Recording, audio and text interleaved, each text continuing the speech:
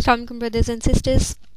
This is part 2 of Women in Islam.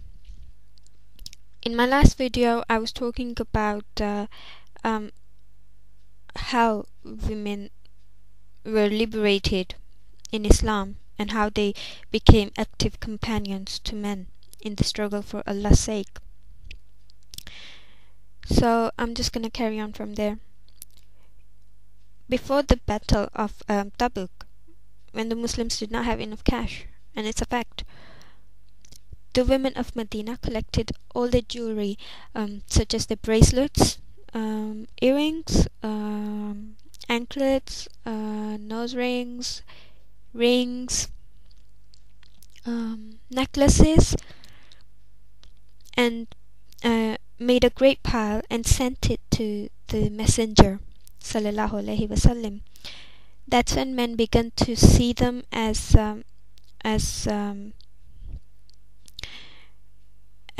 active companions. That's when they began to look upon them as companions in the struggle. In other battles, they used to walk among the rows of fighters to give them water to drink. In the battle of Yarmouk, when the Muslims were outnumbered 4-1 by the Romans, the women joined the fighting with the men. Muslim women used to carry the wounded from battlefield to nurse them, and that's an example of working women. Basically, I personally believe that, because nursing was seen as a good occupation. A certain woman called Rafaida used to erect a great tent behind the battle line and collect other women as volunteers to nurse the wounded. You know, Qur'an has revealed verses giving women rights unheard of in that world at that time. Nobody even knew about those rights. Even if they knew, they just ignored. I don't think they actually knew. I think there was a time when people knew, but then they snatched it off women, and they were treated as something degraded. They were treated as dirt. They were treated as nothing.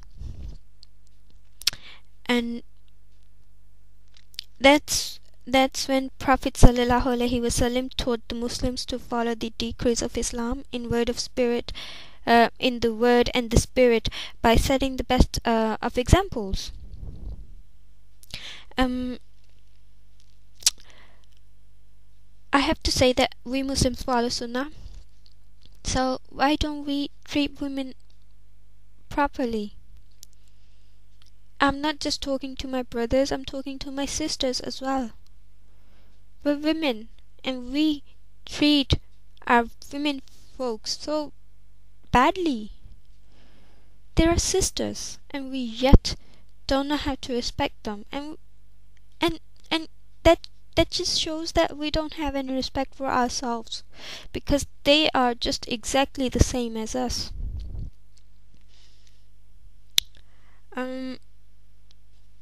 You know, upon every occasion, whenever Hazur Akram sallallahu alaihi wasallam encountered a woman, and whenever he was to speak to them, he showed them great gentleness. He used to say to his people, us Muslims, that the most gracious among you is he most gracious to his women folks. Okay, that is for brothers as well, because we are being very, very much mistreated. Not just by brothers, but sisters as well. I'm not talking to just brothers. I cannot just talk to brothers, because I'd be accusing them in that case. Because not all brothers are the same, and not all sisters are the same. Not all sisters treat their sisters like sisters.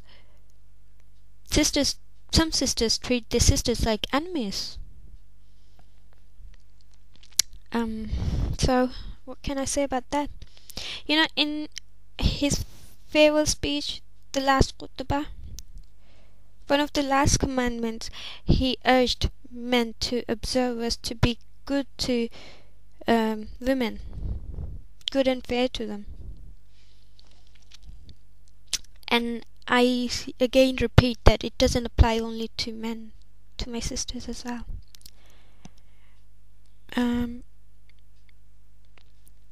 I just want to say that the Qur'an asks us to be humble and kind to one's aged parents. But have we ever noticed that mothers in particularly are given a most elevated status, and that is paradise lies under the feet of the mother. The Prophet ﷺ used to say to his followers, paradise, it's not a house, it's not something, a garden or just a place. It's paradise, Jannah. We're all working for that, and yet we mistreat our mothers. It applies to me, to my sisters, to my brothers, to everybody. Every Muslim on this world wants to go to Jannah, yet they mistreat their parents, dishonor them, and mostly their mothers. Don't. As a sister, I would say, let's stop for a minute and think that the mothers, they bore us. Quran repeated again and again, respect the wombs that bore you. But do we? We ignore the commandments of Allah subhanahu. So, it was a mother, not a father. I repeat, not a father, mother. Yet people say that women are lower than men. Then I just want to elaborate on sisters now. Now that I've spoken about mothers, I want to say something about sisters as well. Hani, Prophet sallallahu alaihi wasallam's cousin. You can call her his sister, because he treated her as a sister, and she was Ali radiyallahu ta'ala anhu's sister, his blood sister actually. So when at the conquest of Makkah, a polytheist asked Hani to place him under her protection. Although before Islam, only men could offer such protection, and women were given so many rights, that now they could even protect a man. And Ali radiyallahu ta'ala anhu thought that the man deserved to be killed, because there's a whole lot of other topics to it, and I don't want to touch upon them, but I can surely say that whatever reason it was very strong, and I can understand why he wanted to do that. So, but Prophet sallallahu alaihi wasallam respected that right of Hani, and said that we safeguard he whom you safeguard, Hani.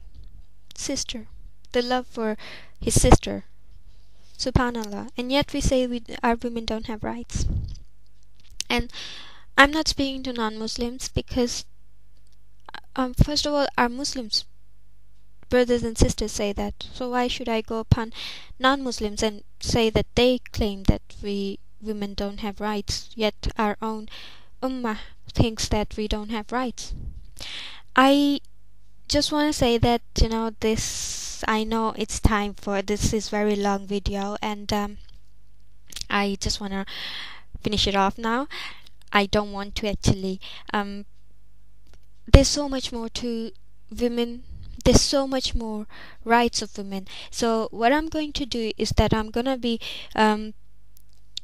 talking about specific rights of a specific group of women, such as like wives, then mothers, then sisters, and daughters.